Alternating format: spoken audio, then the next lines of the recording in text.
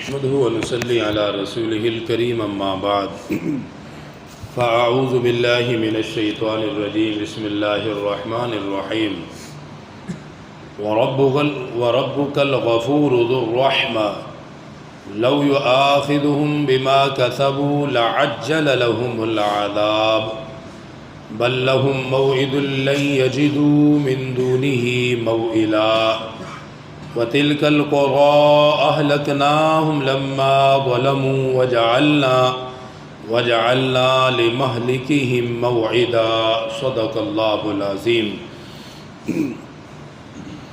ان آیات مبارکہ میں اللہ سبحانہ و تعالی نے ارشاد فرمایا کہ اللہ تعالیٰ کسی کو اس کے گناہ کی وجہ سے فوراً نہیں پکڑتے، بلکہ اللہ تعالیٰ مہلت دیتے ہیں، اور ہر انسان کے لیے اللہ تعالیٰ نے ایک مخصوص وقت مقرر کیا ہوا ہے۔ جب وہ کسی کا وقت آ جائے تب اللہ تعالیٰ کے عذاب سے کوئی کسی کو بچا نہیں سکتا۔ اللہ سبحانہ و تعالیٰ کی یہ مبارک عادت ہے کہ ہر معاملے میں امہال و تدریج کے ساتھ اللہ سبحانہ و تعالیٰ فیصلہ فرماتے ہیں، یعنی کسی بھی چیز کے لیے فوراً فیصلہ نہیں کرتے ہیں۔ جیسے یکدم رات نہیں آتی، نہ یکدم دن آتا ہے، رات بھی آتی ہے تو وہ آہستہ آہستہ رات کا اندھیرا پھیلتا ہے۔ اسی طرح جب دن آئے تو دن بھی یکدم نہیں آتا، بلکہ دن کا اجالا بھی آہستہ آہستہ پھیلتا ہے، اور پھیلتے پھیلتے وہ مکمل ہو جاتا ہے۔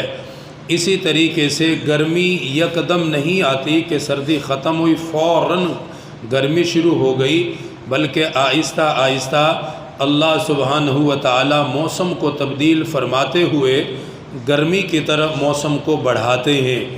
اسی طرح سردی کا معاملہ ہے، فوراً سردی شروع نہیں ہوتی، بلکہ آہستہ آہستہ گرمی ختم ہوتی ہے اور سردی کی ابتدا شروع ہو جاتی ہے۔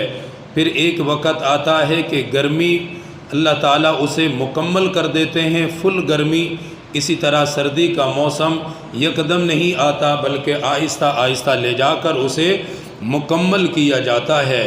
تو اللہ سبحانہ و تعالیٰ کی یہ مبارک عادت ہے کہ ہر معاملے میں امہال و تدریج ہوتی ہے، فوراً سے اللہ سبحانہ و تعالیٰ کسی کام کو نہیں کرتے۔ جیسے آسمان کو بنایا، زمین کو بنایا تو فوراً سے ان کو کھڑا نہیں کیا، بلکہ ان کو آہستہ آہستہ کچھ دنوں کے اندر اللہ سبحانہ و تعالیٰ نے ان کو مکمل فرمایا۔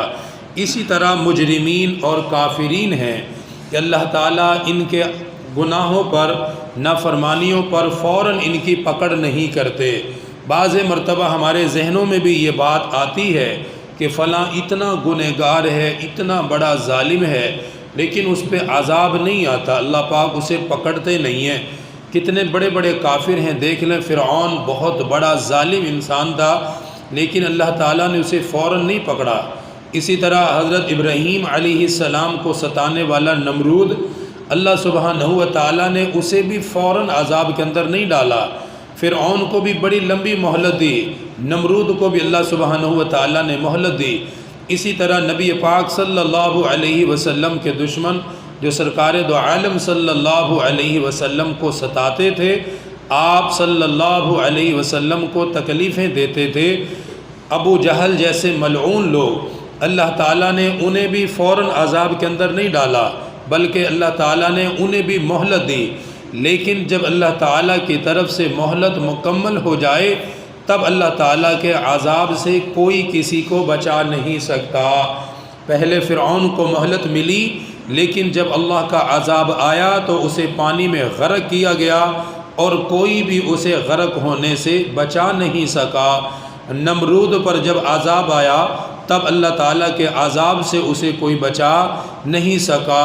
اسی طرح ابو جہل اور دیگر مکہ کے جو بڑے بڑے سردار، اسلام کے جو دشمن تھے، جب ان پر عذاب آیا تو کوئی انہیں عذاب سے بچا نہیں سکا۔ تو بہرحال اللہ سبحانہ و تعالیٰ کا جو معاملہ ہے وہ ایسا معاملہ ہے کہ اللہ تعالیٰ انسان کو ڈھیل دیتے ہیں۔ اگر کوئی اپنے جرم اور غلطی کی توبہ کر لے اللہ تعالیٰ اسے معاف فرما دیتے ہیں، اس سے درگزر فرماتے ہیں۔ اگر کوئی معافی نہ مانگے تب اللہ تعالیٰ کی طرف سے ایک وقت اس کے لیے مقرر کیا جاتا ہے، اگر مقررہ وقت تک وہ توبہ تائب نہ ہو تب اللہ سبحانہ و تعالیٰ کی طرف سے عذاب کو مسلط کر دیا جاتا ہے۔ یہ مہلت کا ملنا، یہ توبہ تک انسان کو مہلت کا ملنا کہ یہ توبہ کر لے، یہ شاید اپنے گناہ سے یہ باز آ جائے، یہ اس لیے ہے کہ اللہ سبحانہ و تعالیٰ بڑے بخشنے والے ہیں اور اپنے بندوں پر اللہ تعالیٰ بڑی رحمت فرماتے ہیں۔ یہ اللہ تعالیٰ کی صفات میں سے ہے بخشنا اور رحمت کرنا۔ اگر اللہ تعالیٰ مغفرت کرنے والے نہ ہوتے، بخشنے والے نہ ہوتے، گناہ پر فوراً پکڑنے والے ہوتے تو کوئی بھی کافر روح زمین پر ایک لمحہ کے لیے بھی زندہ نہ رہتا، فوراً گناہ کی سزا مسلط کر دی جاتی، جبکہ اللہ سبحانہ و تعالی ہر انسان کو مہلت دیتے ہیں اور ہر انسان کو اللہ سبحانہ و تعالی کی طرف سے ڈھیل دی جاتی ہے۔